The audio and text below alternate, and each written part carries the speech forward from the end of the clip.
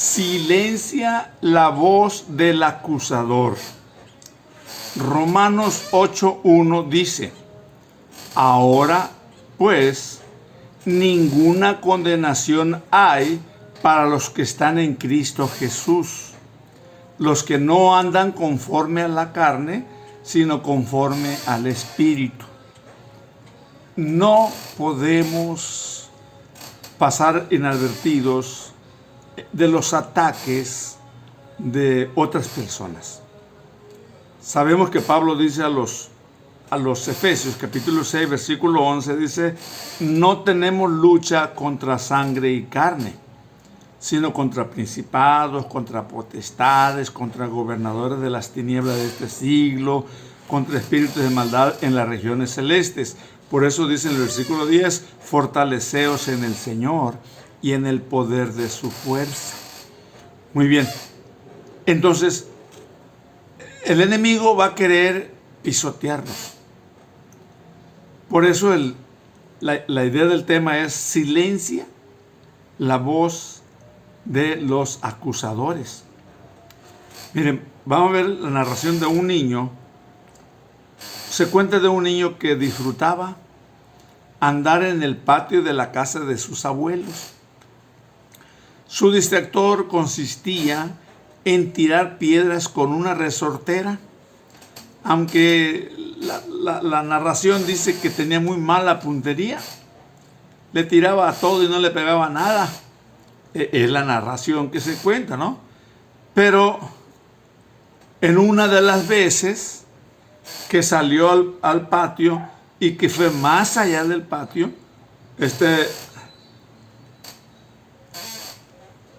andaba tirando piedras a las cosas. Y cuando lo llamaron a cenar, y mientras caminaba hacia la casa, vio el pato favorito de la abuela. Jamás pensó que podía darle si le tiraba una piedra, pero le tiró. Y para su sorpresa, lo mató. Mató al pato. Él no se dio cuenta. Él no se dio cuenta. Él pensaba que nada más él lo había hecho. Entonces fue y escondió y lo enterró el pato y no dijo nada. Pero una hermana de él estaba viéndolo. Y entonces le dio a entender que ella se había dado cuenta que había matado el pato de su abuela. Entonces cuando la abuela le decía: fulana, quiero que vayas a traer tortillas. Fíjate, nana, abuela, que me acaba de decir mi hermanito que él quiere ir. Y volteaba y le decía: el pato. Entonces el niño iba a traer tortillas. Oye, que quiero que barras aquí. Fíjese que exactamente mi hermanito quiere hacerlo. El pato, le dijo. El pato. Durante algunos días su hermana lo estuvo chantajeando de diferentes maneras. Y entonces, porque según, pues ya lo habían agarrado, que sabían del pato. Llegó el día que el niño decide confesarle a su abuela lo que había hecho. Un día decide. Y para su sorpresa, la abuela ya lo sabía. También lo había visto. Y solo lo abrazó. Entonces, a partir de ahí, el niño ya no fue chantajeado. Cuando la otra vez le dice la abuela a su hija, su nieta, y dice: mi hermanito quiere ir, dice: no, yo no quiero ir. El pato, yo no quiero ir. la muchacha no sabía que él ya le había dicho a su abuela. Entonces, aquí tan fácilmente que logra desprenderse por el perdón de la abuela. La lección es que Dios sabe todas las cosas. Y mientras el diablo nos acusa, Dios espera que uno reconozca y le confiese. Dios ya lo sabe, pero Él espera una actitud nuestra, un reconocimiento nuestro, una confesión nuestra. Dios ya nos ha perdonado, pero necesitamos aprovechar ese perdón confesándole al Señor. Por Proverbios 28:13 dice: el que encubre sus pecados no prosperará, mas el que los confiesa y se aparta alcanzará misericordia. Primera de Juan 1:9 dice más o menos parecido. Dice: si confesamos nuestros pecados, Él es fiel y justo para perdonar nuestros pecados y limpiarnos de toda maldad. Solo se requiere reconocer y confesar.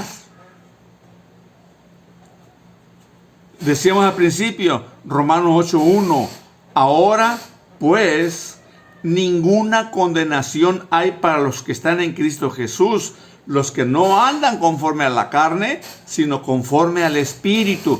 Veamos esas dos características, ¿no? Reconocer, pero desde el Espíritu, en arrepentimiento, en confesión. Cuando se cometen errores, si se está en la carne, se flagela uno mismo. Si se siente culpable e indigno y se vive deprimido y derrotado, como el niño de la historia. Si se vive en la carne. En cambio, si se está en el Espíritu, se reconoce, se confiesa y se libera con el perdón divino. Pero el primer punto es reconocer que se anda mal. En el Espíritu se va a reconocer, en la carne no se va a reconocer. No se va a confesar, no se va a humillar, no se va a arrepentir. Y entonces cuando sucede eso en el Espíritu, queda liberado con el perdón divino.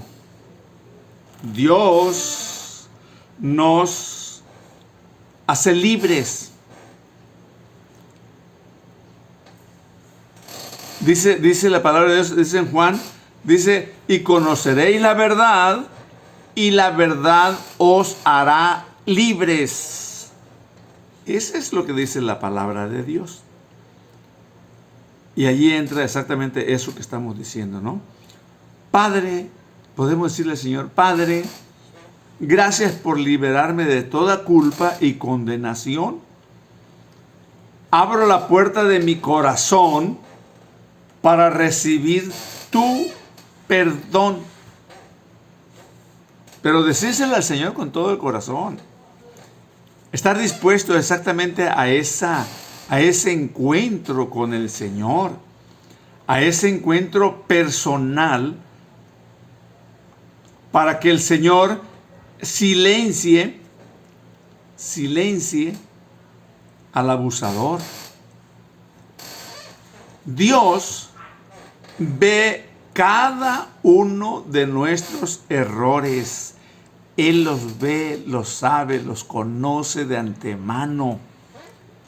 Esos fracasos, esas debilidades.